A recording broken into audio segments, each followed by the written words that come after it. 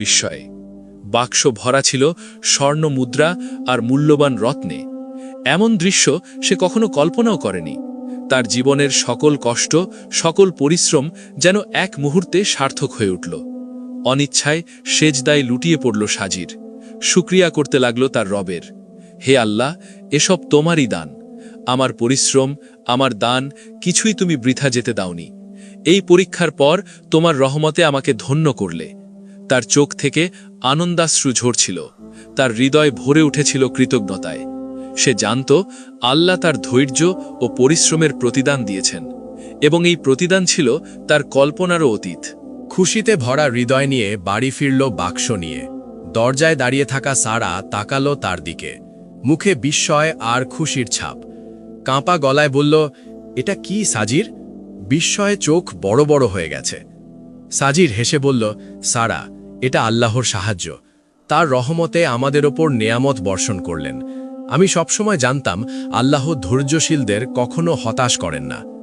তারপর গম্ভীরভাবে বলল, এখন সিদ্ধান্ত নিয়েছি আগের চেয়ে অনেক বেশি খরচ করব আল্লাহর পথে।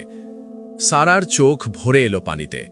বুঝতে পারল ধৈর্যশীল স্বামীর হৃদয়ের মহত্ব। কিন্তু আল্লাহর কৃপা এখানেই শেষ নয়। পরের দিন ঘটল আরও আশ্চর্য ঘটনা। সাজির খুবই খুশি ছিল আল্লাহর এই বিশেষ অনুগ্রহে। তাই ঠিক করল গ্রামের অভাবীদের খাওয়াবে, আল্লাহর সন্তুষ্টির জন্য।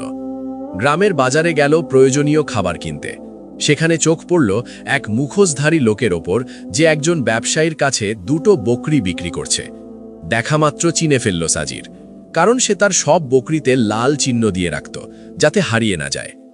সাথে সাথে এগিয়ে গেল সেই লোকটার কাছে।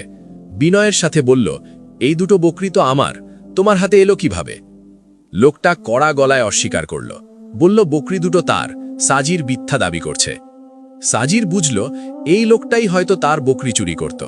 বলল বিচারকের কাছে নালিশ করবে। মুখোশধারী নিশ্চিন্ত ছিল, ভাবল কোনো প্রমাণ নেই তার বিরুদ্ধে। দুজনে গেল বিচারকের কাছে। বিচারক যখন প্রমাণ চাইলেন, সাজির বলল, আমার সব বকরিতে লাল চিহ্ন আছে, কারো পায়ে, কারো মাথায়। এই বকরিগুলোতেও একই চিহ্ন আছে। বাড়িতে আরও বকরি আছে যাদের এই চিহ্ন রয়েছে, আর এগুলো বেশ কিছুদিন থেকে হারিয়ে। বিচারক চিহ্ন দেখে সাজিরের কথা সত্য পেলেন। সাথে সাথে আদেশ দিলেন মুখোশধারীকে গ্রেফতার করতে। লোকটা চিৎকার করতে লাগল, প্রতিবাদ করল, কিন্তু আল্লাহর হুকুমে সময় এসেছিল তার খারাপ কাজের পর্দা খুলে যাওয়ার। যখন তার ঘর তল্লাশি হলো, সেখানে পাওয়া গেল সাজিরের বাকি বকরিগুলো। কৃতজ্ঞতার অশ্রু ঝরালো সাজির। বলল, সারা, দেখো, আমার সম্পদ ফিরে এসেছে, কারণ এটা ছিল হালাল, আর চোর অবশেষে ধরা পড়েছে। বিচারক হিসাব খুলে সব চুরির মাল বাজেয়াপ্ত করলেন, ফিরিয়ে দিলেন আসল মালিকদের, আর চোরকে দিলেন কঠোর শাস্তির আদেশ। এভাবে হারাম সম্পদ এক মুহূর্তেই শেষ হয়ে গেল। এই দৃশ্য দেখে সাজির ভাবল, হারাম মাল কখনো টেকে না, এক নিমেষে শেষ হয়ে যায়। আর হালাল সম্পদ, আল্লাহ পথে দেওয়া দান, সেগুলো বদলে দেয় মানুষের ভাগ্য। এখন ফিরে এসেছে সাজিরের বকরির পাল, আর ধন ভাণ্ডার বদলে দিয়েছে দারিদ্র্যকে সচ্ছলতায়। যে ঘর ছিল অভাব আর দুশ্চিন্তায় ভরা, সেই ঘর এখন পূর্ণ শান্তি আর নিরাপত্তায়। কুটিরে ছড়িয়ে পড়ল আনন্দের নতুন আলো। স্ত্রী সারা আর ছেলে তাকিয়ে রইল, হৃদয় ভরে গেল অনুভূতিতে। কৃতজ্ঞতার অশ্রু ঝরতে লাগলো চোখ থেকে। বারবার তাকালো আকাশের দিকে, শুকরিয়া জানাতে আল্লাহকে।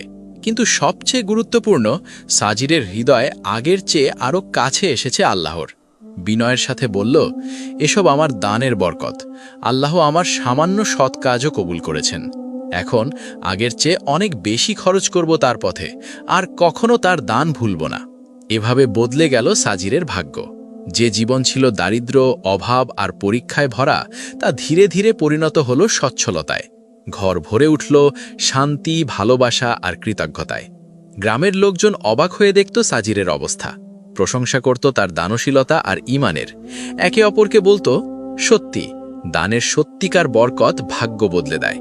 যে আল্লাহর পথে দেয়, আল্লাহ তাকে ফিরিয়ে দেন বহুগুণ বেশি।